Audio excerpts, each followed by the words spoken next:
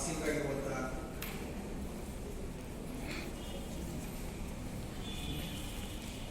ಈ ಕಾರ್ಯಕ್ರಮದ ಅಧ್ಯಕ್ಷತೆಯನ್ನು ವಹಿಸಿರುವ ನಿಮ್ಮೆಲ್ಲರ ನೆಚ್ಚಿನ ಪ್ರಾಚಾರ್ಯರು ಹಾಗೂ ಶಿಕ್ಷಕರು ಆದಂತಹ ಮತ್ತು ನನ್ನ ಆತ್ಮೀಯ ವಿದ್ಯಾರ್ಥಿ ಸ್ನೇಹಿತರಾದಂತಹ ಡಾಕ್ಟರ್ ಮಧುಜಿಯವರೇ, ಈ ಕಾರ್ಯಕ್ರಮದಲ್ಲಿ ಉಪಸ್ಥಿತರಿರುವಂತಹ ವರ್ಣಮಾಲ ಅವರೇ ಮತ್ತು ಸುಮಿತ್ರಾ ಕೇಶವಮೂರ್ತಿಯವರೇ, ಜನಹಿತ ಸಭೆಯ ಕಾರ್ಯದರ್ಶಿಗಳಾಗಿರುವಂತಹ ಶ್ರೀಮತಿ ರತ್ನ ಅವರೇ ಮತ್ತು ಈಗಾಗಲೇ 2 ವಿಶೇಷ ಸಂಪನ್ಮೂಲ ವ್ಯಕ್ತಿಗಳು ತಮ್ಮ ಸಂಪನ್ಮೂಲವನ್ನು ತಮ್ಮೆದುರುಗಡೆ ಧಾರೆ ಎರೆದು ಈ ಕಾರ್ಯಕ್ರಮಕ್ಕೆ ಮೆರುಗನ್ನು ನೀಡಿರುವಂತಹ ಶ್ರೀಮತಿ ಪ್ರತಿಮಾ ಡಾಕಪ್ಪವರವರೇ, KG ಗುರುರಾಜ್ ಅವರಿಬ್ಬರನ್ನು ನಾವು ಈ ವಿಶೇಷ ಸಂದರ್ಭದಲ್ಲಿ ಸ್ಮರಿಸ್ತಾ, ಕಾರ್ಯಕ್ರಮ ಈಗಾಗಲೇ 1.5 ಗಂಟೆಗಿಂತ ಹೆಚ್ಚಾಗಿ ನಡೆದಿರುವಂಥದ್ದು ನಮ್ಮೆಲ್ಲರಿಗೂ ತಿಳಿದಿರುವಂಥ ವಿಚಾರ. ಅದರ ಜೊತೆಗೆ ನನ್ನ ಒಂದಿಷ್ಟು ಭಾಷಣವನ್ನು ಕೂಡ ಮಾತಾಡೋದಕ್ಕೆ ಅವಕಾಶ ಮಾಡಿಕೊಡೋದಕ್ಕೆ ಅವರು ಧನ್ಯವಾದಗಳನ್ನು ಹೇಳ್ತಾ ಮತ್ತು ನಿಮ್ಮ ಸಹನೆಗೆ ವಿಶೇಷವಾದ ಗೌರವವನ್ನು ತಿಳಿಸ್ತಾ ನನ್ನ ಮಾತುಗಳನ್ನು ನಾನು ಶುರು ಮಾಡ್ತೇನೆ. ಇದು ಒಂದು ಅವಿಸ್ಮರಣೀಯವಾಗಿರ್ತಕ್ಕಂಥ ಘಟನೆ ಅಂತ ನಾನು ಭಾವಿಸ್ತೇನೆ. ಕಾರಣ, ಈಗಾಗಲೇ ಗುರುರಾಜವರು ಬಹಳ ಅದ್ಭುತವಾಗಿ ತಮ್ಮ ನುಡಿಗಳಿಂದ ನಮ್ಮೆಲ್ಲರನ್ನ ಬೆರಗುಗೊಳಿಸಿದ್ದಾರೆ, ಅರಿವನ್ನು ಮೂಡಿಸಿದ್ದಾರೆ. ಏನು ಅಂದರೆ, ಒಂದು ದೇಶ ಬೆಳೀತಾ ಇದೆ ಅಥವಾ ಬೆಳೀತಾ ಇದೆ ಅನ್ನುವಂತಹ ಸೂಚನೆಗಳು ಕಾಣ್ತಾ ಇವೆ ಅಂದರೆ ಆ ದೇಶದಲ್ಲಿರುವಂತಹ, ಆ ನಾಡಿನಲ್ಲಿರುವಂತಹ ಮಹಿಳೆಯರು ಯಾವ ಪ್ರಮಾಣದಲ್ಲಿ ಮುಂದುವರಿತಾ ಇದ್ದಾರೆ, ಸಮೀಕರಣಗೊಳ್ತಾ ಇದ್ದಾರೆ ಅನ್ನುವಂತಹ ಅಂಶ ಬಹಳ ಪೂರಕವಾಗಿರುವಂಥದ್ದು ಅಂತ ಬಹಳ ಸ್ಪಷ್ಟವಾಗಿ ಮೊದಲಿಗೆ ಅವರು ಹೇಳಿದರು. ಅಂತಹ ಒಂದು ಕಾರ್ಯಕ್ರಮವನ್ನು ಆ ವಿಶೇಷತೆಯನ್ನು ನೋಡಿದ್ರು ಕೂಡ ಒಂದು ಮಹಿಳಾ ದೌರ್ಜನ್ಯ ತಡೆ ಸಮಿತಿ ಮತ್ತು ಜನಹಿತ ಸಭೆಯೊಂದಿಗೆ ಈ ಕಾರ್ಯಕ್ರಮವನ್ನು ಹಾಕೊಂಡಿದ್ದು, ಜೊತೆಗೆ ಆರೋಗ್ಯಕ್ಕೆ ಪೂರಕವಾಗಿರುವಂತಹ ಬಹಳ ವಿಶೇಷವಾಗಿರ್ತಕ್ಕಂತಹ ಅಂಶಗಳನ್ನ ಪ್ರತಿಮಾ ಡಾಕಪ್ಪಗೌಡರು ಬಹಳ ಸ್ಪಷ್ಟವಾಗಿ ನಮಗೆ ತಿಳಿಸ್ಕೊಟ್ಟಿರೋದು ಒಂದು ಕಡೆ. ಆದರೆ ನಾವೆಲ್ಲರೂ ಟೆಕ್ನಾಲಜಿ ಹಿಂದ್ಗಡೆ ಈಗ ಬಹಳ ವೇಗವಾಗಿ ಟೆಕ್ನಾಲಜಿಗಿಂತ ಫಾಸ್ಟ್ ಆಗಿ ಬರೋ ಪ್ರಯತ್ನವನ್ನ ಮಾಡ್ತಾ ಇದ್ದೀವಿ. ಶಿಕ್ಷಣ ರಂಗದಲ್ಲಿಯೂ ಕೂಡ ತಂತ್ರಜ್ಞಾನ ಇಲ್ಲದೆ ಶಿಕ್ಷಕನೇ ಇಲ್ಲ ಅನ್ನುವಂಥ ಮಟ್ಟಿಗೆ ನಾವು ಚಿಂತಿಸ್ತಾ ಇರಬೇಕಾದ್ರೆ ಆ ಎಲ್ಲ ಕೌಶಲ್ಯಗಳನ್ನ ಕಲಿತಾ ಇರುವಂತಹ ಸನ್ನಿವೇಶದಲ್ಲಿ ಒಬ್ಬ ಆಫೀಸರ್ ನಮಗೆ ಬಂದ್ಬಿಟ್ಟು ಟೆಕ್ನಾಲಜಿ ಬಳಸೋದ್ರಿಂದ ಆಗುವಂತಹ ಅನಾಹುತಗಳೇನು ಮತ್ತು ಶಿಕ್ಷಕರು ವಿದ್ಯಾರ್ಥಿಗಳು ಯಾವ ರೀತಿ ಅದರಲ್ಲಿ ಬಲುಪಶಿಗಳಾಗ್ತಾ ಇದ್ದಾರೆ ಅನ್ನುವಂತಹ ಅಂಶವನ್ನ ಹೇಳಿಕೊಟ್ಟಿರುವಂಥದ್ದು ಇನ್ನೊಂದು ದಿಸೆ. ಆದರೆ ಅದರ ಜೊತೆಗೆ ಬಹುದೊಡ್ಡ ಕಾರ್ಯಕ್ರಮ ಹಾಕೊಂಡಿರುವುದು ಸಾವಿತ್ರಿಬಾಯಿ ಫುಲೆ ಅವರ 190ನೇ ಜನ್ಮ ದಿನಾಚರಣೆ. ಸುಮಾರು 200 ವರ್ಷಗಳವರೆಗೆ ನಾವು ಒಂದು ಮಹಿಳೆಯನ್ನ ನೆನಪಿಸಿಕೊಳ್ಳುವಂತಹ ಕಾರ್ಯಕ್ರಮ ಮಾಡ್ತಾ ಇದ್ದೀವಿ. ಅವರು ನಮ್ಮೂರವರಲ್ಲ, ನಮ್ಮ ರಾಜ್ಯದವರಲ್ಲ, ನಮ್ಮ ಬಂಧುಗಳಲ್ಲ, ನಮ್ಮ ಜಾತಿಯವರಲ್ಲ, ನಮ್ಮ ಧರ್ಮದವರು ಇದರವರು ಗೊತ್ತಿಲ್ಲ. ಆದರೆ ಸಮಾಜ ನನ್ನದು, ಸಮಾಜದಲ್ಲಿ ಮಹಿಳೆಯರ ಪಾತ್ರ ಬಹು ಮುಖ್ಯವಾಗಿರುತ್ತೆ. ಸಮಾಜ ಬೆಳಿಬೇಕು ಅಂದ್ರೆ ಮಹಿಳೆಯರು ಬೆಳಿಬೇಕೇ ಅನ್ನುವಂತಹ ನಿರ್ದಿಷ್ಟವಾದ ಮನಸ್ಥಿತಿಯನ್ನು ಇಟ್ಕೊಂಡು ಒಂದು ಕಾರ್ಯಕ್ಕೆ ಚಾಲನೆ ನೀಡಿದಾಗ ಆ ಚಾಲನೆಗೆ ಸ್ಫೂರ್ತಿ ಪೂರ್ವಕವಾಗಿ ನಾವೆಲ್ಲರೂ ಇವತ್ತು ಸೇರಿದ್ದೀವಿ. ಇವತ್ತು ಇಷ್ಟು ಜನ ಹೆಣ್ಮಕ್ಳು ನೀವೆಲ್ಲರೂ ಸೇರಿದ್ದೀರಾ ಅಂದ್ರೆ ಮತ್ತು ವೇದಿಕೆ ಮೇಲೆ ಇಷ್ಟು ಜನ ಹೆಣ್ಮಕ್ಳು ಕೂತ್ಕೊಂಡು ಕಾರ್ಯಕ್ರಮ ಮಾಡ್ತಾ ಇದೀವಿ ಅಂದ್ರೆ may be it is because of Savitribai Phule. ಹಾಗಾಗಿ ಆ ಹೆಣ್ಣುಮಗಳಿನ ಸ್ಫೂರ್ತಿ ಇದೆಯಲ್ಲ, ನಮ್ಮೆಲ್ಲರ ಸ್ಫೂರ್ತಿ ಆಗಬೇಕು. ಹಾಗಾಗಿ ಅಂತಹ ಒಂದು ಕ್ರಾಂತಿ ಜ್ಯೋತಿಯ ಜನ್ಮ ದಿನಾಚರಣೆಯನ್ನ ನಾವು ಜ್ಯೋತಿಯನ್ನ ಬೆಳಗಿಸುವ ಮುಖಾಂತರ ಮಾಡ್ತಾ ಇದ್ದೀವಿ. ಇದು ಬರೀ ಆ ಹೆಣ್ಣುಮಗಳಿಗೆ ಅಷ್ಟೇ ಸ್ಫೂರ್ತಿ ಅಲ್ಲ, ಅದು ಅಷ್ಟೇ ಶ್ರೇಯ ಕೊಡುವಂಥದ್ದಲ್ಲ, ಇದು ನಮ್ಮೆಲ್ಲರಿಗೂ ಇಡೀ ಸಮಾಜಕ್ಕೆ ಶ್ರೇಯ ಕೊಡುವಂತಹ ಕಾರ್ಯದಲ್ಲಿ ನಾವು ತೊಡಗಿದ್ದೀವಿ ಅನ್ನುವಂತಹ ಮಾತುಗಳನ್ನ ಹೇಳ್ತಾ ನಾನು ನನ್ನ ಮಾತುಗಳನ್ನ ಶುರು ಮಾಡ್ತೇನೆ. ಮೋಸ್ಟ್ಲಿ ನೀವು ಯಾರಿಗೂ ಬೋರ್ ಆಗ್ಲಿಕ್ಕಿಲ್ಲ ಅನ್ನುವಂತಹ ಅಂಶವನ್ನ ಗಮನದಲ್ಲಿ ಇಟ್ಕೊಂಡು ಆಗದೆ ಇರುವ ಹಾಗೆ ಕೆಲವೊಂದು ಸ್ವಾರಸ್ಯಕರ ವಿಷಯಗಳನ್ನ ನಾನು ಜೊತೆ ತಗೊಂಡು ಬಂದಿದ್ದೀನಿ. ಅದನ್ನ ತಮ್ಮೊಂದಿಗೆ ಹೇಳುವಂತಹ ಭಾಗ್ಯವೂ ಕೂಡ ನಂದು ಅಂತ ಭಾವಿಸ್ತೀನಿ. ನಾವು ನೋಡ್ತೀವಿ, ಸಮಾಜದಲ್ಲಿ ಸಾಕಷ್ಟು ಹೆಣ್ಣುಮಕ್ಕಳು ಸಾಕಷ್ಟು ವಿಧದಲ್ಲಿ ಸಾಕಷ್ಟು ರಂಗಗಳಲ್ಲಿ ಸೇವೆಯನ್ನು ಸಲ್ಲಿಸ್ತಾ ಇದ್ದಾರೆ, ತಮ್ಮ ಪ್ರತಿಭೆಯನ್ನು ತೋರಿಸ್ತಾ ಇದ್ದಾರೆ. ಸಾಕಷ್ಟು ಆದರ್ಶ ಶಿಕ್ಷಕರು ನಮಗೆ ಸಮಾಜದಲ್ಲಿ ಕಾಣ್ತಾರೆ, ವಿಜ್ಞಾನಿಗಳು ಕಾಣ್ತಾ ಇದ್ದಾರೆ, ವೈದ್ಯರು ಕಾಣ್ತಾ ಇದ್ದಾರೆ, ಆಸ್ಟ್ರೋನಾಟ್ಸ್ ಇದ್ದಾರೆ, ಚಲನಚಿತ್ರ ರಂಗದಲ್ಲಿ ನಾವು ಕಾಣ್ತಾ ಇದ್ದಾರೆ, ಕ್ರೀಡಾ ರಂಗದಲ್ಲಿ ನಾವು ನೋಡ್ತಾ ಇದ್ದೀವಿ. ಅಷ್ಟೇ ಅಲ್ಲ, ರಾಜಕೀಯದಲ್ಲೂ ಕೂಡ ತಮ್ಮ ಛಾಪನ ಮೂಡಿಸಿದ್ದಾರೆ. ಮಿನಿಸ್ಟರ್ಸ್ಗಳಿದ್ದಾರೆ, MLA ಗಳಿದ್ದಾರೆ, ಗ್ರಾಮ ಪಂಚಾಯತಿಯಿಂದ ಹಿಡ್ಕೊಂಡು ಮೆಂಬರ್ ಆಫ್ ಪಾರ್ಲಿಮೆಂಟ್ ತನಕನೂ ಕೂಡ ಮಹಿಳೆಯರು ಸಾಕಷ್ಟು ಅದ್ಭುತವಾದ ಸೇವೆಯನ್ನ ಈ ದೇಶಕ್ಕೆ ಸಲ್ಲಿಸ್ತಾರೆ. ಅಷ್ಟಲ್ಲದೆ ಮುಖ್ಯಮಂತ್ರಿಗಳು ಆಗಿದ್ದಾರೆ, ಪ್ರಧಾನಮಂತ್ರಿಗಳು ಆಗಿದ್ದಾರೆ, ರಾಷ್ಟ್ರಪತಿಗಳು ಕೂಡ. ಇದು ಈ ದೇಶ ಮಹಿಳೆಯರಿಗೆ ನೀಡಿರುವಂತಹ ಒಂದು ಪ್ರಾತಿನಿಧ್ಯ, ಒಂದು ಅವಕಾಶ ಮತ್ತು ಆ ಸಬಲೀಕರಣದಲ್ಲಿ ಎಲ್ಲರೂ ನಾವು ಭಾಗಿಯಾಗಿದ್ದೇವೆ ಅನ್ನುವಂಥದ್ದನ್ನ ನಾವು ತುಂಬಾ ಹೆಮ್ಮೆಯಿಂದ ಹೇಳ್ಕೊಳ್ಳುವಂತಹ ಪರಿಸ್ಥಿತಿಯಲ್ಲೂ ಕೂಡ ಈಗ ನಾವು ಬಂದಿದ್ದೇವೆ. ಇದರ ಜೊತೆಗೆ ಪೊಲೀಸ್ ಡಿಪಾರ್ಟ್ಮೆಂಟ್ ಸಾಕಷ್ಟು ಜನ ಮಹಿಳೆಯರಿಗೆ ಸೇವೆಯನ್ನು ಸಲ್ಲಿಸ್ತಾ ಇದ್ದಾರೆ. ಇಷ್ಟು ದಿನ ಹೆಣ್ಣು ಮಕ್ಕಳು ಅಂದ್ರೆ ಯಾವ ಕೆಲವೊಂದು ವಿಭಾಗಗಳಿಗೆ ಮಾತ್ರ ಸೀಮಿತವಾಗಿದ್ದರು, ಪೈಲಟ್ಸ್ಗಳಿಗಾಗಿದ್ದಾರೆ. ನೀವು ನಿನ್ನೆ ಪೇಪರ್ ನೋಡಿರ್ಬೋದು. ಆಕ್ಚುಲಿ ಅಮೆರಿಕದಿಂದ ಒಂದು ಏರ್ ಇಂಡಿಯಾ ವಿಮಾನ ಬೆಂಗಳೂರಿಗೆ ಬರ್ತಾ ಇದೆ, ಅದು ನಾಳೆ ತಲುಪುತ್ತೆ. ಅಲ್ಲಿ ಫ್ಲೈಟ್ ಅನ್ನ ನಡೆಸ್ತಾ ಇರುವಂತಹ ಒಬ್ಬ ಪೈಲಟ್ ಲೇಡಿ. ಅದು ಇಡೀ ಪ್ರಪಂಚದಲ್ಲಿ ಅತಿ ಹೆಚ್ಚಿನ ಸಮಯದಲ್ಲಿ ಚಲಿಸ್ತಾ ಇರುವಂತಹ ಒಂದು ವಿಮಾನ. ಯಾಕೆ ಈ ಅಂಶವನ್ನು ಹೇಳ್ತಾ ಇದ್ದಾರೆ? ಅತಿ ಉನ್ನತವಾಗಿರ್ತಕ್ಕಂಥ ಹುದ್ದೆಗಳು ಮತ್ತು ಅತಿ ಕ್ಲಿಷ್ಟವಾಗಿರ್ತಕ್ಕಂಥ ಕೌಶಲ್ಯ ಇರುವಂತಹ ಹುದ್ದೆಗಳಲ್ಲೂ ಕೂಡ ಹೆಣ್ಮಕ್ಳು ಇವತ್ತು ಮಿಂಚುತ್ತಾ ಇದ್ದಾರೆ. ಅವರು ಹಾಕಿಕೊಟ್ಟಿರುವಂತಹ ಮಾರ್ಗೋಪಾಯಗಳೇನಿದೆಯಲ್ಲ ಅಥವಾ ಸಾಧನೆ ಮಾಡ್ತಾ ಇರುವಂತಹ ರೀತಿ ಏನಿದೆಯಲ್ಲ ಅದು ಬಹಳ ಸ್ಪಷ್ಟವಾಗಿ ಏನು ತೋರಿಸ್ತಾ ಇದೆ ಅಂದ್ರೆ ನಾವು ಯಾರಿಗಿಂತಲೂ ಕಡಿಮೆ ಇಲ್ಲ. ಹೆಣ್ಣು ಮಕ್ಕಳಿಗೆ ಯಾವ ತರಹದ ಬೇಕಾದ ಉದ್ಯೋಗ ಕೊಡಿ, ಯಾವ ತರಹದ ಬೇಕಾದ ಸೇವೆಯನ್ನು ಕೊಡಿ, ನಾವು ಅಷ್ಟೇ ಚಾಕಚಕ್ಯತೆಯಿಂದ ಅಷ್ಟೇ ನಿಷ್ಠೆಯಿಂದ ಮಾಡೋದಕ್ಕೆ ನಾವು ಬದ್ಧರಾಗಿದ್ದೀವಿ ಮತ್ತು ಸಾಮರ್ಥ್ಯವನ್ನು ಹೊಂದಿದ್ದೀವಿ ಅಂತ ಪ್ರಪಂಚಕ್ಕೆ ಮತ್ತೆ ಮತ್ತೆ ತೋರಿಸುವಂತಹ ಕೆಲಸವನ್ನ ಹೆಣ್ಣು ಮಕ್ಕಳು ಮಾಡ್ತಾ ಇದ್ದಾರೆ. ಹಾಗಾಗಿ ಯಾವ ಹೆಣ್ಣು ಮಗುವೂ ಕೂಡ ಈ ದೇಶದಲ್ಲಿ ಅಷ್ಟೇ ಅಲ್ಲ, ಇಡೀ ಪ್ರಪಂಚದಲ್ಲಿ ನಾವು ಕೀಳು ಅನ್ನುವಂತಹ ಮನಸ್ಥಿತಿಯನ್ನ ಇಟ್ಟುಕೊಳ್ಳದೇ ಇರುವಂತದ್ದು ಈಗ ಬೇಕಾಗಿರುವಂತಹ ವಿಷಯ. Never compare your self with A man. ಬಹಳಷ್ಟು ಜನ ಇಷ್ಟು ವರ್ಷ ಮಾಡ್ಬಿಟ್ಟಿದೀವಿ. ಪ್ರತಿ ವಿಷಯ ಹೆಣ್ಣುಮಕ್ಕಳಿಗೆ ಬಂದಾಗಲೂ ಕೂಡ ಗಂಡು ಮಗುಗಳು ಮನುಷ್ಯರ ಜೊತೆ ಕಂಪೇರ್ ಮಾಡೋದು ಬೇಕಾಗಿಲ್ಲ. ಹೆಣ್ಣು ಮಕ್ಕಳ ಸ್ವಾಮ್ಯತೆ ಮತ್ತು ಆ ಸಾಮರ್ಥ್ಯಗಳೇನಿದೆ ಅದು ಎಷ್ಟೋ ಬಾರಿ ಗಂಡು ಮಕ್ಕಳಿಗಿಂತ ಹೆಚ್ಚಿನವು ಅಂತ ಸಂಶೋಧನೆ ಪ್ರೂವ್ ಮಾಡಿದೆ. ಹಾಗಾಗಿ ಆ ಸಾಮ್ಯತೆಗಳು ಎಲ್ಲ ಕಡೆ ಅಷ್ಟು ಒಳ್ಳೆಯವಲ್ಲ ಅನ್ನುವಂತ ಅಂಶವನ್ನ ಹೇಳ್ತಾರೆ. ನಾನು ಒಂದ್ ಕಡೆ ಎಲ್ಲೋ ಕರೆದಿದ್ದೆ ಜೀವನ ಅಂದ್ರೆ ಏನು ಅಂತ. ಒಂದಿಷ್ಟು ಬರವೇ ಈ ಅಭ್ಯಾಸ ಇದೆ ನನಗೆ, ಕರಿತಾ ಇರ್ತೀನಿ ಆವಾಗ.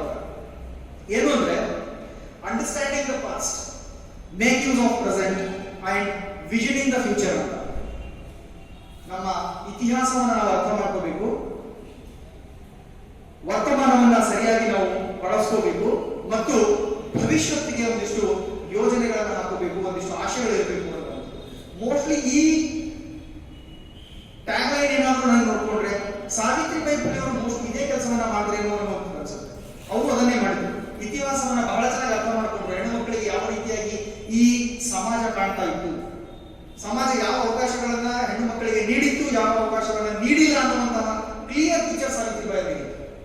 ಅದರ ಜೊತೆಗೆ ವರ್ತಮಾನದಲ್ಲಿರುವಂತಹ ಅವಕಾಶಗಳನ್ನ ಹಾಗೆ ಬಳಸ್ಕೋಬೇಕು ಅನ್ನುವಂಥದ್ದು ಅವ್ರ ಕ್ಲಾರಿಟಿ ಇತ್ತು, ಅವ್ರು ಬಳಸ್ಕೊಂಡ್ರು.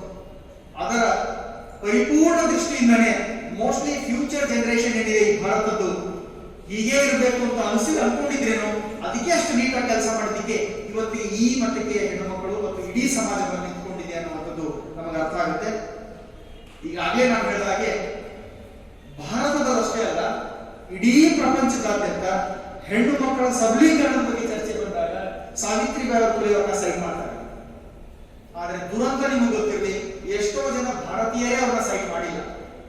ಯಾಕೆ ಈ ಅಂಶವನ್ನು ಹೇಳ್ತೀನಿ ಅಂದ್ರೆ, ಶಿಕ್ಷಣ ರಂಗದಲ್ಲಿ ನಾವೆಲ್ಲರೂ ತರಬೇತಿಯನ್ನು ಪಡ್ಕೊತಾ ಇದ್ದೀವಿ, ತರಬೇತಿಯನ್ನು ನೀಡ್ತಾ ಇದ್ದೀವಿ. ನಿಮ್ಮ ಎಜುಕೇಶನ್ ಫಿಲಾಸಫಿ ಪುಸ್ತಕವನ್ನು ಇವತ್ತಿಗೂ ತೆಗೆದು ನೋಡಿ, ಫಿಲಾಸಫರ್ಸ್ ಅಲ್ಲಿ ಎಜುಕೇಶನಿಸ್ಟ್ ಅಲ್ಲಿ ಸಾವಿತ್ರಿಬಾಯಿ ಫುಲೆ ಹೆಸರಿಲ್ಲ. ಉಳಿದವರೆಲ್ಲರೂ ಕಾಣ್ತಾರೆ ನಮಗೆ, ಆದ್ರೆ ಸಾವಿತ್ರಿಬಾಯಿ ಫುಲೆ ಹೆಸರು ಯಾಕಿಲ್ಲ ಅನ್ನುವಂತಹ ಯೋಚನೆ ಒಮ್ಮೆ ನಾವು ಮಾಡಬೇಕಾಗಿದೆ. ಯಾಕೆ ಅವ್ರನ್ನ ಬೇಕು ಅಂತ ಬಿಟ್ಟರು ಅಂತ. ನಿಜವಾಗ್ಲೂ ಅವರು ಶಿಕ್ಷಣ ರಂಗಕ್ಕೆ ಕೊಡುಗೆಯನ್ನು ಕೊಟ್ಟಿರ್ಲಿಲ್ವಾಗಿದ್ರೆ, ನಿಜವಾಗ್ಲೂ ಶಾಲೆಗಳನ್ನು ತೆಗೆದಿರ್ಲಿಲ್ವಾ, ಪಾಠನೆ ಮಾಡಿರ್ಲಿಲ್ವಾ, ಅರಿವನ್ನ ಮೂಡಿಸಿರ್ಲಿಲ್ವಾ, ಹೋರಾಟ ಮಾಡಿರ್ಲಿಲ್ವಾ ಸಮಾಜ ಜೊತೆ, ಯಾಕೆ ಅವ್ರನ್ನ ಆ್ಯಡ್ ಮಾಡಕ್ಕಾಗಲಿಲ್ಲ? ಅದರಲ್ಲಿ ಏನೋ ಒಂದು ತಿರುಳಿರುತ್ತೆ.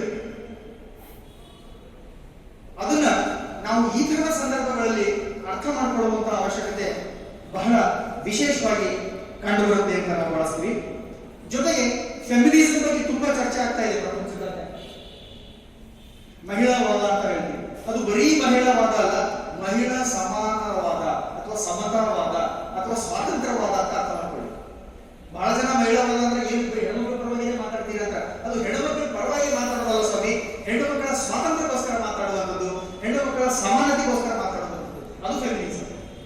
ಫೆಮಿನಿಸಂ ನ ಗುರು ಅಥವಾ ರೋಲ್ ಮಾಡೆಲ್ ಅಂತ ತಗೊಳ್ಳೋದಾದ್ರೆ ಭಾರತದಲ್ಲಿ ಅದು ಸಾವಿತ್ರಿಬಾಯಿ ಫುಲೆ ಅವರು ಕಾಣ್ತಾರೆ. ಅದಾದ್ಮೇಲೆ ಸಾಕಷ್ಟು ಜನ ಮಹಿಳಾವಾದಿಗಳು ಇವತ್ತಿಗೂ ಇದ್ದಾರೆ ಸಮಾಜದಲ್ಲಿ. ಆದ್ರೆ ಶುರುವಿನಿಂದಾಗಿದ್ದದು ಅಂತ ನೋಡ್ತಾ ಹೋದ್ರೆ ಅದು ಸಾವಿತ್ರಿಬಾಯಿ ಫುಲೆ ಅಂತ ನಮಗೆ ಬಹಳ ಸ್ಪಷ್ಟವಾಗಿ ಕಂಡು ಬರುತ್ತೆ. ಅದಕ್ಕೆ ಸಾವಿತ್ರಿಬಾಯಿ ಫುಲೆ ಅವರು ಹೇಳ್ತಾ ಇದ್ದಾರೆ, ಜ್ಞಾನ ಅಂದ್ರೆ ಅದು ಮೂರನೇ ಕಣ್ಣು.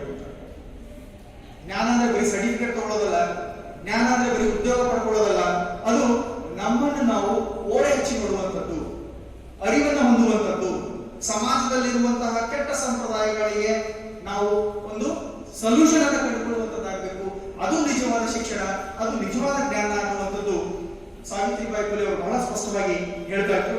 ಅದಕ್ಕೆ ಅವರ ಜೀವನವನ್ನ 4 ನಿಮಿಷದ ವಿಡಿಯೋದಲ್ಲಿ ಬಹಳ ಸ್ಪಷ್ಟವಾಗಿ ಮತ್ತು ಇರುವಂತಹ ಎಲ್ಲ ಅಂಶಗಳನ್ನ ಹೆಕ್ಕಿ ಹೇಳುವಾಗೆ ಬಹಳ ಖುಷಿ ಆಯ್ತು ನನಗೆ ವಿಡಿಯೋ ನೋಡಿದ್ರೆ. ಆಕ್ಚುಲಿ ಎಲ್ಲ ಅಂಶಗಳು ಅದರಲ್ಲಿ ಆ 4 ನಿಮಿಷದ ವಿಡಿಯೋ ನೋಡಿದ್ರೆ ನಮ್ಗೆ ಅನಿಸುತ್ತೆ ಅವ್ರ ಜೀವನ ಒಂದು ಸಾರ್ಥಕ ಜೀವನ.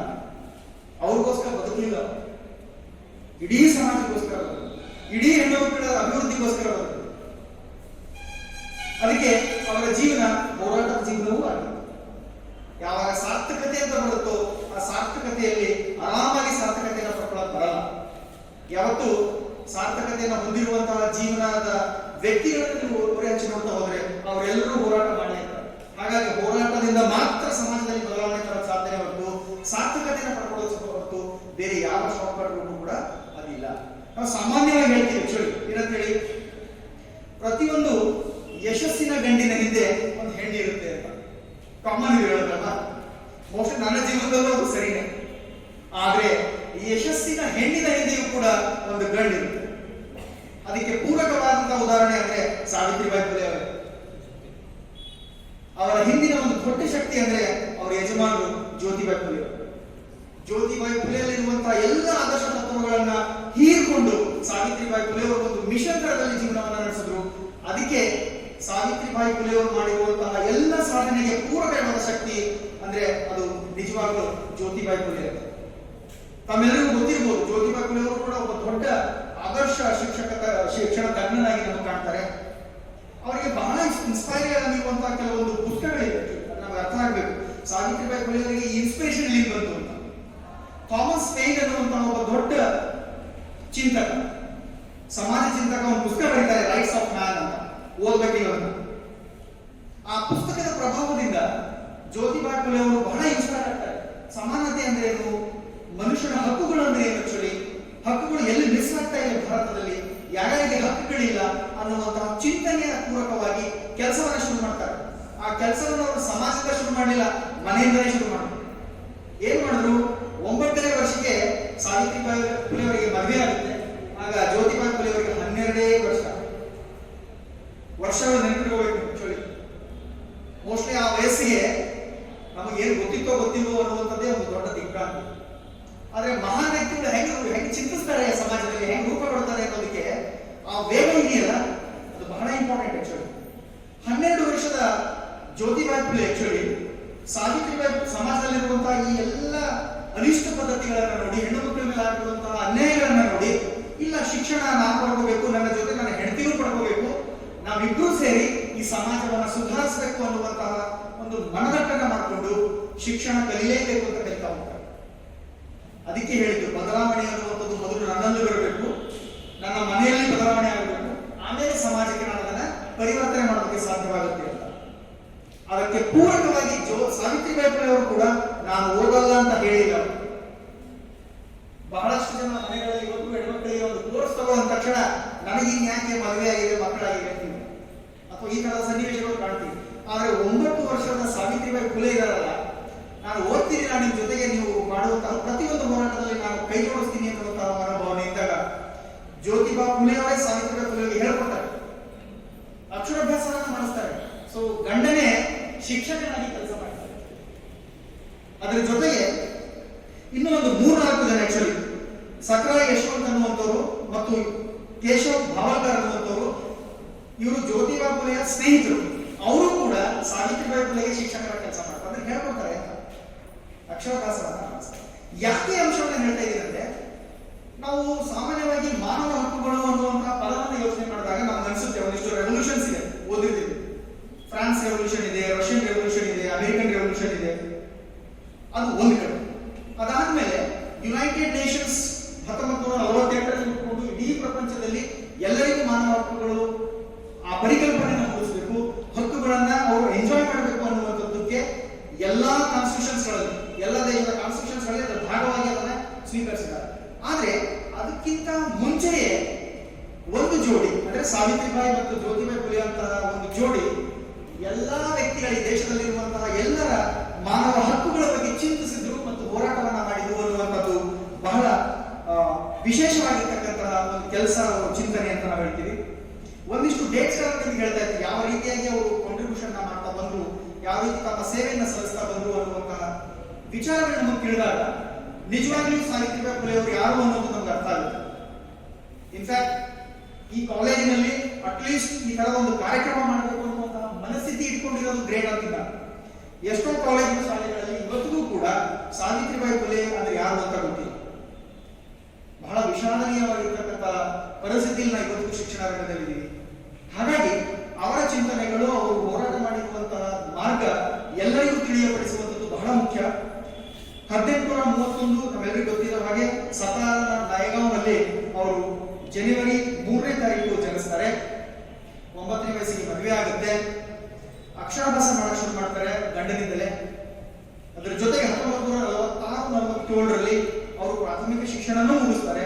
ಆ ಪ್ರಾಥಮಿಕ ಶಿಕ್ಷಣ ಮುಗಿಸೋದರೊಂದಿಗೆ ಒಂದು ಚರ್ಚೆ ಶುರು ಆಗುತ್ತೆ. ಆಕ್ಚುಲಿ ಏನು ಅಂತಂದ್ರೆ, ಶಿಕ್ಷಣ ಏನು ಸಾವಿತ್ರಿಬಾಯಿ ಫುಲೆ ತಗೋತಾ ಇದ್ದಾರೆ, ಆದ್ರೆ ಪಾಠ ಮಾಡೋದಕ್ಕೆ ನಾನು ನನ್ನ ಹೆಂಡತಿ ಹೋದ್ರೆ ನನಗೆ ಅವಕಾಶ ಇರಲ್ಲ.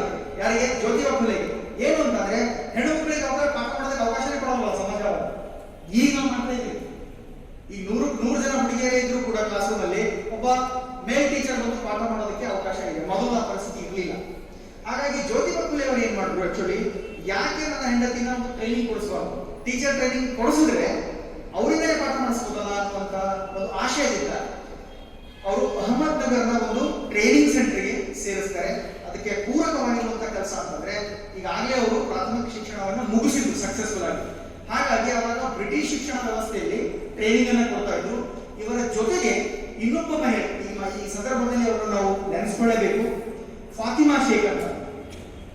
ಫಾತಿಮಾ ಶೇಖ್ ಅನ್ನುವಂತಹ ಒಬ್ಬ ಮುಸ್ಲಿಂ ಮಹಿಳೆ, ಅವರ ಅಣ್ಣ ಜ್ಯೋತಿಬಾ ಫುಲೆ ಅವರ ಆತ್ಮೀಯ ಸ್ನೇಹಿತ ಉಸ್ಮಾನ್ ಶೇಖ್ ಅಂತ. ಯಾಕೆ ಈ ಅಂಶವನ್ನ ಬಹಳ ಒತ್ತು ಕೊಟ್ಟು ನಾನು ಹೇಳ್ತಾ ಇದ್ದೀನಿ ಅಂತಂದ್ರೆ, ಸಾಮಾನ್ಯವಾಗಿ ಯಾವುದೋ ಒಂದು ರಿಲಿಜನ್ ಇಟ್ಕೊಂಡು ನಾವು ಹೋಗ್ತೀವಿ ಬದಲಾವಣೆ ಮಾಡಬೇಕನ್ನುವಂಥದ್ದು. ಆ ಟೈಮಿಗೆ ಅಷ್ಟು ಕ್ಲಿಷ್ಟಕರವಾಗಿರುವಂತಹ ಸಮಾಜ ಇದ್ರೂ ಕೂಡ ಎರಡು ಧರ್ಮೀಯರು ಸೇರ್ಕೊಂಡು ಮಾಡಿರುವಂತಹ ಹೋರಾಟ ಇದೆಯಲ್ಲ, ಅದು ಇವತ್ತಿಗೂ ನೆನಪಿಸ್ಕೊಳ್ಬೇಕಾಗಿದೆ. ಇವತ್ತಿಗೂ ಹೆಣ್ಣು ಮಕ್ಕಳಿಗೆ ಶಾಲೆಗೆ, ಕಾಲೇಜುಗಳಿಗೆ ಕಳಿಸೋದಕ್ಕೆ ಧರ್ಮದಲ್ಲಿ ಕೆಲವೊಮ್ಮೆ ಅವಕಾಶ ಇರೋದಿಲ್ಲ. ಅಥವಾ ನಮ್ಮ ಒಂದು ರಿಜಿಡ್ ಮೆಂಟಾಲಿಟಿಯಿಂದ ನಮ್ಮ ಗಂಡು ಮಕ್ಕಳು ಓದಿದ್ರೆ ಸಾಕು, ಹೆಣ್ಣು ಮಕ್ಕಳು ಓದಿದ್ರೆ ಬೇಡ, ಅಥವಾ ಸ್ವಲ್ಪ ಕಲಿತ ಸಾಕು ಅನ್ನುವಂತ ಮಟ್ಟಿಗೆ ಇವತ್ತಿಗೂ ಸಮಾಜ ಇದೆ. ಆದ್ರೆ 180 ಅಥವಾ 70 ವರ್ಷಗಳ ಹಿಂದೆ ಒಂದು ದೊಡ್ಡ ಅಲೆಯನ್ನು ಹುಟ್ಟಾಕಿದ್ದು ಈ ಎರಡೂ ಮಹಿಳೆಯರು ಅನ್ನುವಂಥದ್ದು ನಾವು ನೆನಪಿಸ್ಕೊಳ್ಬೇಕಾಗಿರುವಂಥದ್ದು. ಜೊತೆಗೆ ಅವರೊಬ್ಬರು ತರಬೇತಿನ ಪಡ್ಕೊಳ್ತಾರೆ. ಹಾಗಾಗಿ ಭಾರತದ ಪ್ರಥಮ ತರಬೇತಿ ಹೊಂದಿದ ಮಹಿಳೆ ಅಂತ ಕರಿಬೇಕಾದ್ರೆ ನಾವು ಇಬ್ಬರನ್ನ ಕರಿಬಹುದು. ಒಬ್ರು ಸಾವಿತ್ರಿಬಾಯಿ ಫುಲೆ, ಇನ್ನೊಬ್ರು ಫಾತಿಮಾ ಶೇಖ್. ಪ್ಲೀಸ್ ನೆನಪಿಟ್ಕೊಳ್ಳಿ. ನೀವು ಯಾವ ತತ್ವ ಸಿದ್ಧಾಂತನಾದರೂ ಕಲ್ಕೊಳ್ಳಿ ಎಜುಕೇಶನ್ ಅಲ್ಲಿ, ಆದ್ರೆ ಭಾರತದ ಮೊದಲ 2 ಶಿಕ್ಷಕಿಯರು ಯಾರು ಅಂದ್ರೆ ನಿಮ್ಮ ಬಾಯಿಯಲ್ಲಿ ಹೆಸರು. ಇದು ಬಹಳಷ್ಟು ಜನರಿಗೆ ಗೊತ್ತಿಲ್ಲ. ಅದ್ರ ಜೊತೆಗೆ ಆ ದಾರಿ ಇದೆಯಲ್ಲ, ಶಿಕ್ಷಕರಾಗಿರೋ ದಾರಿ ಅಷ್ಟು ಈಸಿಯಾಗಿ ಇರಲಿಲ್ಲ. ಯಾವುದೋ ಒಂದು CSE ಲೆಟರ್ ಇದು ಅಪ್ಲೈ ಮಾಡಿದ ತಕ್ಷಣ ನಿಮಗೆ ಇಂಟರ್ವ್ಯೂ ಕರೀತಾರೆ ಅಥವಾ ಇದೇನೋ ಅವಾರ್ಡ್ ಆಗುತ್ತೆ ಅನ್ನೋಷ್ಟು ಮಟ್ಟಿಗೆ ಇರಲಿಲ್ಲ. ಯಾಕೆಂದ್ರೆ ಸಮಾಜ ತುಂಬಾ ಕ್ಲಿಷ್ಟವಾಗಿತ್ತು. ಹೆಣ್ಣು ಮಕ್ಕಳಿಗೆ ಓದಿನ ಹಕ್ಕೇ ಇರಲಿಲ್ಲ. ಓದಿದ್ರೆ ಅದು ಪಾಪ ಅಂತ, ಅಯ್ಯೋ ಬಿಟ್ಬಿಡಿ ಅನ್ನೋದಲ್ಲ, ಪಾಪ ಅನ್ನುವಂತ ಅದು ಕಳಿಸ್ತಾನೆ ಇರಲಿಲ್ಲ. ಅದಕ್ಕೆ ನ್ಯಾಚುರಲ್ ಆಗಿ ಫುಲೆ ಅಂತ ಗೊತ್ತಿರುತ್ತೆ. ಫುಲೆ ಅಂದ್ರೆ ಹೂ ಅಂತ, ಹೂಗಾರರು ಅಂತ ಹೇಳ್ತೀವಿ. ಅಂದ್ರೆ ಹೂಗಾರರ ಒಂದು ಸಮುದಾಯ. ಗೋವಿಂದರಾವ್ ಅಂತ ಜ್ಯೋತಿಬಾ ಫುಲೆ ಅವರ ತಂದೆ. ಈ ತರದ ಸಂಪ್ರದಾಯದ ಒಂದು ಕುಟುಂಬದಲ್ಲಿ ಹುಟ್ಟಿರುವಂತಹ ಜ್ಯೋತಿಬಾ ಫುಲೆ ಅವರು ಶಿಕ್ಷಣ ಮಾಡ್ತೀನಿ ಅಂದಾಗ ತುಂಬಾ ಕಷ್ಟಪಟ್ಟು ಸ್ಕಾಟಿಷ್ ಸ್ಕೂಲ್ಗೆಲ್ಲ ಹೋಗಿ ಇಂಗ್ಲಿಷ್ ಮೀಡಿಯಂ ಕಲಿತಾರೆ. ಗಂಡು ಮಗ ಅಂತ ಕಳಿಸ್ತಾರೆ. ಆದ್ರೆ ಸೊಸೆನೂ ಕಲಿತೀನಿ ಅಂದ್ರೆ ಯಾವ ಒಪ್ಕೊಳ್ತಾರೆ? ಆ ಟೈಮ್ಗೆ ನ್ಯಾಚುರಲ್ ಆಗಿ ಒಪ್ಕೊಂಡಿಲ್ಲ. ಅದಕ್ಕೆ ಕಂಡೀಷನ್ ಹಾಕ್ತಾರೆ. ಏನಂತ ಹೇಳಿ ಅಂದ್ರೆ, ನೀವು ಈ ತರದ ಟ್ರೈನಿಂಗ್ ಎಲ್ಲ ಕಳಿಸಿ ಹೊರಗಡೆ ಸೊಸೆ ಕಳಿಸ್ತೀನಿ ಅಂದ್ರೆ ನನ್ನ ಮನೆಯಲ್ಲಿ ನಿನಗೆ ಜಾಗ ಇಲ್ಲ. ಕೊನೆಗೆ ಎಲ್ಲಿ ಬರುತ್ತೆ ಅಂದ್ರೆ ಗಂಡ ಹೆಂಡತಿ ಅಂದ್ರೆ ಜ್ಯೋತಿಬಾ ಫುಲೆ ಮತ್ತು ಸಾವಿತ್ರಿಬಾಯಿ ಫುಲೆ ಅವರು ಮನೆಯನ್ನ ಬಿಟ್ಟು ಬರ್ತಾರೆ. ಇದೆಲ್ಲ ಅರ್ಥ ಮಾಡ್ಕೋಬೇಕು. ಸಮಾಜದಲ್ಲಿ ಬದಲಾವಣೆ ತರೋದಕ್ಕೆ ಎಷ್ಟು ಹೋರಾಟ ಮಾಡಿದ್ದಾರೆ ಅಂತ ಹೇಳಿ ಕೆಲವೊಬ್ಬರು ಜೀವನದಿಂದ ಅರ್ಥ ಆಗುತ್ತೆ. ಮನೆ ಬಿಟ್ಟು ಹೊರಗಡೆ ಬರ್ತಾರೆ. ಹೊರಗಡೆ ಬಂದ್ರೆ ಅವರಿಗೆ ಉದ್ಯೋಗ ಇಲ್ಲ, ಹಣ ಇಲ್ಲ, ಬದುಕು ತುಂಬಾ ಕ್ಲಿಷ್ಟವಾಗಿರ್ತಕ್ಕಂಥದ್ದು. ಸ್ನೇಹಿತರಿಂದ ಹಣ ಕಲೆಕ್ಟ್ ಮಾಡ್ತಾರೆ, ಫ್ರೀಯಾಗಿ ಪಾಠ ಮಾಡ್ತಾರೆ ಎಷ್ಟೋ ವರ್ಷಗಳವರೆಗೆ. ಗೌರ್ಮೆಂಟ್ ಆಕ್ಚುಲಿ ಒಂದಿಷ್ಟು ಪ್ರೈಸ್ ಮನಿ ಅಂತ ಕೊಟ್ಟಿರ್ತಾರೆ ಗೌರ್ಮೆಂಟ್, ಬ್ರಿಟಿಷ್ ಗೌರ್ಮೆಂಟ್. ಆ ಪ್ರೈಸ್ ಮನಿಯಿಂದ ಶಾಲೆಗಳನ್ನು ನಡೆಸ್ತಾ ಇರ್ತಾರೆ, ದಾನ ತಗೋತಿರ್ತಾರೆ ಎಷ್ಟೋ ಜನರಿಂದ. ಈ ತರದ ಒಂದು ಕ್ಲಿಷ್ಟ ಸಂದರ್ಭಗಳಲ್ಲಿ ಅವರು ಮೊದಲು ಶಾಲೆಯನ್ನ 1948ಗೆ ಹುಟ್ಟಾಕ್ತಾರೆ. 1951ರವರೆಗೆ ಸುಮಾರು 3 ಶಾಲೆಗಳಾಗ್ತವೆ. 150 ಬಾಲಕಿಯರಲ್ಲಿ ಶಾಲೆಗೆ ಬರುವಂತದ್ದಾಗುತ್ತೆ. ಅಷ್ಟಲ್ಲದೆ ನಿಮ್ಗೆ ಆಲ್ರೆಡಿ ಹೇಳಿದ್ರೆ ಆಕ್ಚುಲಿ ಏನಂತ ಹೇಳಿದ್ರೆ ಶಾಲೆಗೆ ಹೋಗು ಬರುವಂತಹ ಪರಿಸ್ಥಿತಿಯಲ್ಲಿ ಅಷ್ಟು ಸರಳವಾಗಿರ್ಲಿಲ್ಲ. ಈಗ ಶಾಲೆಗೆ ವಿದ್ಯಾರ್ಥಿನಿಯರು ಹೋಗ್ತಾರೆ ಅಂದ್ರೆ ಹುಡುಗರು ಚುಡಾಯಿಸ್ತಾರೆ. ಇವತ್ತಿಗೂ ಇದೆ ಅದು. ಎಂತ ಕೀಳು ಮನೋಭಾವನೆ ಇದೆ ಅಂತಂದ್ರೆ ಗಂಡಸರಲ್ಲಿ.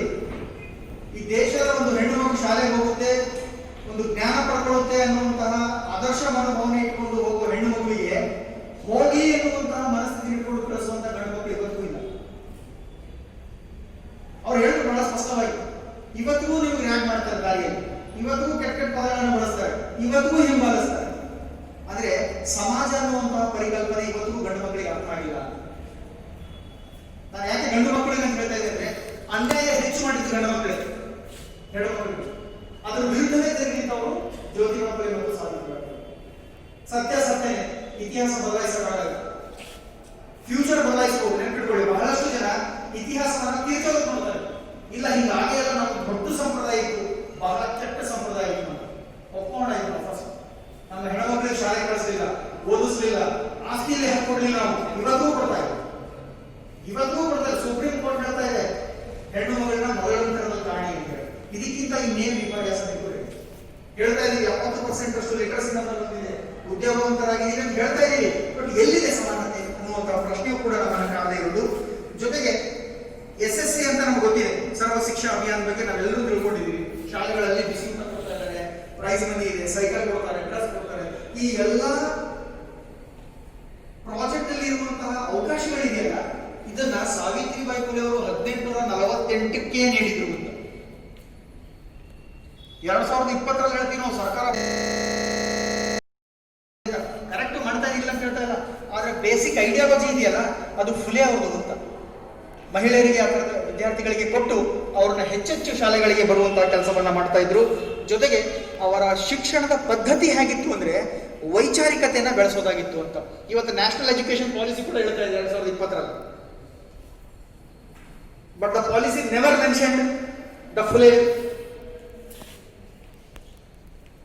ನೋಡಿ, ನೀವು ಪಾಲಿಸಿ ತೆಗೆದು ನೋಡಿ. ಇದು ಶುರುವಾಗಿದ್ದು 1848ರಲ್ಲಿ ಹೇಳುದಿಲ್ಲ.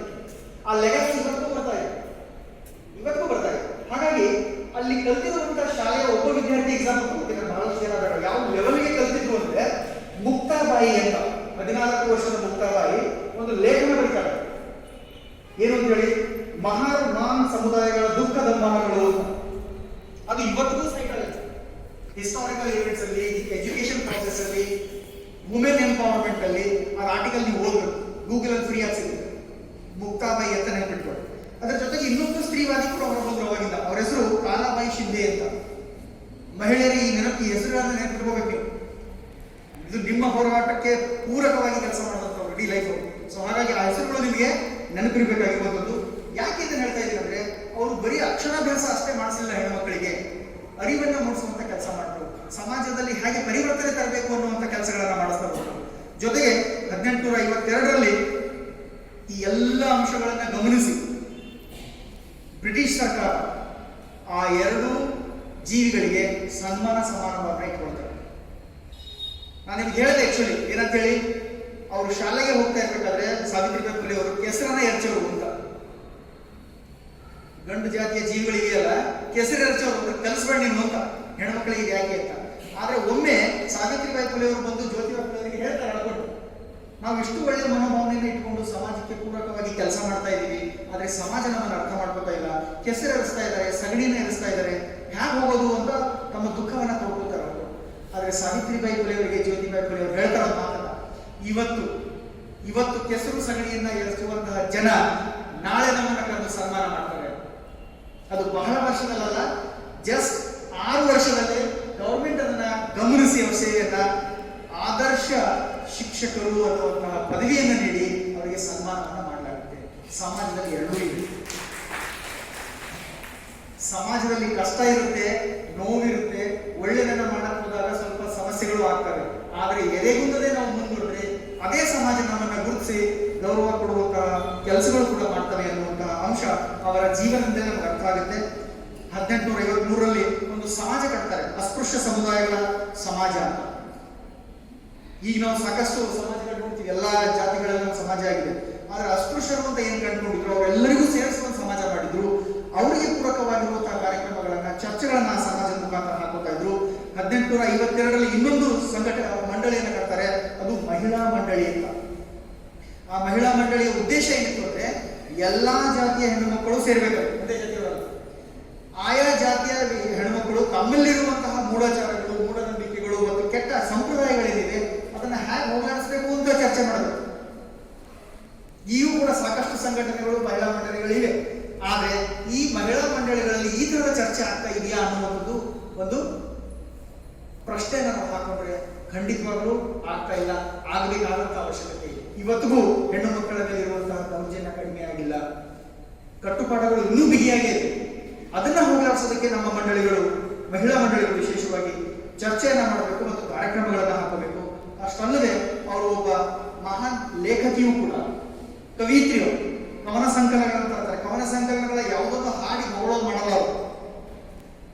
ನಿಜವಾದ ಜಾತಿ ಸಮಸ್ಯೆ ಏನಾಗ್ತಾ ಇದೆ, ಹೆಣ್ಣು ಮಕ್ಕಳ ಮೇಲೆ ಏನು ದೌರ್ಜನ್ಯಗಳಾಗ್ತಾ ಇದೆ, ಆಕ್ಚುಲಿ ಶಿಕ್ಷಣದ ಪಾತ್ರ ಏನಾಗಬೇಕು ಅನ್ನುವಂಥ ಅಂಶಗಳನ್ನ ಗಮನದಲ್ಲಿಟ್ಟುಕೊಂಡು ಅವರು ಕವನಗಳನ್ನ ಬರೀತಾರೆ.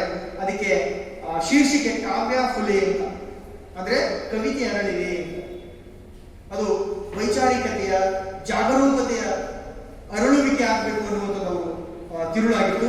ಜೊತೆಗೆ ದಿನವೆಲ್ಲ ಕೆಲಸ ಮಾಡುವಂತಹ ಎಷ್ಟೋ ಮಹಿಳೆಯರಿಗೆ ಓದಕ್ಕಾಗ್ತಾ ಇರಲಿಲ್ಲ.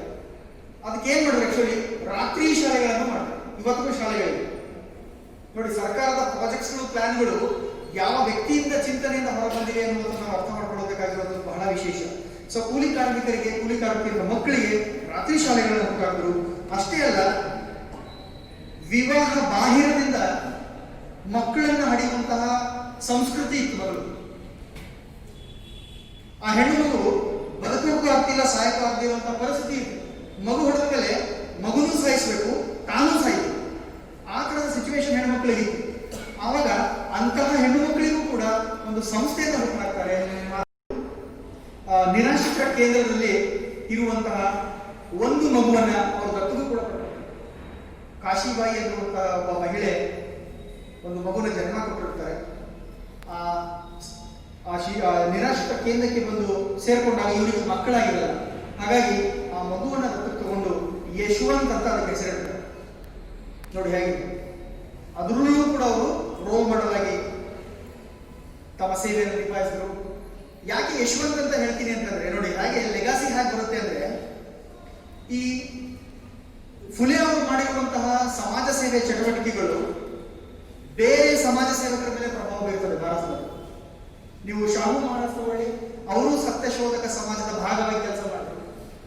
ಅಂಬೇಡ್ಕರ್ ತಗೊಳ್ಳಿ, ಅವರು ಸತ್ಯಶೋಧಕ ಸಮಾಜದ ಭಾಗವಾಗಿ ಕೆಲಸ ಮಾಡಿದ್ರು. ಅಂಬೇಡ್ಕರ್ ಮಗನಿಗೂ ಯಶವಂತ ಅಂತ ಹೆಸರಿಟ್ಟರು. ನೋಡಿ ಹೇಗಿದೆ ಲಿಗಾಸಿ. ನಮ್ಮ ಆದರ್ಶ ಪುರುಷ ಯಾರಾಗ್ತಾರೆ, ಅವರ ಜೀವನದ ಭಾಗವಾಗಿ ನಾವು ನಮ್ಮ ಜೀವನವನ್ನ ಬೆಳೆಸ್ಕೊಳ್ಳುವಂತಹ ಒಂದು ರೂಪಕವಾಗಿ ನಾವು ಬೇರೆಯವ್ರ ಜೀವನದಲ್ಲಿ ನೋಡ್ತೀವಿ. ಅಷ್ಟೇ ಅಲ್ಲ, ಬರಗಾಲ ಬಿದ್ದಾಗ ಅವರು ತಮ್ಮ ಮನೆಯಲ್ಲಿರುವಂತಹ ಬಾವಿಯಿಂದನೇ ನೀರು ಕೊಡ್ತಾರೆ. ಇವತ್ತಿಗೂ ಆ ಬಾವಿ ಇದೆ. ಕುಲೇವಾಡ ಅಂತ ನೀವು ಪುಣೆಯಲ್ಲಿ ಹೋದ್ರೆ, ನಾನು ಆಕ್ಚುಲಿ ಕೇಳ್ಕೊಳ್ತೇನೆ, ನೀವು ಟೂರ್ಗಳಿಗೆ ಹೋಗ್ತೀರಾ, ಟೂರ್ಗಳಿಗೆ ಹೋದಾಗ ಈ ತರದ ವ್ಯಕ್ತಿಗಳ ಜೀವನಕ್ಕೆ ಸಂಬಂಧಪಟ್ಟಿರುವಂತಹ ಅಥವಾ ಘಟನೆಗಳಿಗೆ ಸಂಬಂಧಪಟ್ಟಿರುವಂತಹ ಪ್ಲೇಸ್ಗಳಿಗೆ ವಿಸಿಟ್ ಮಾಡಿ.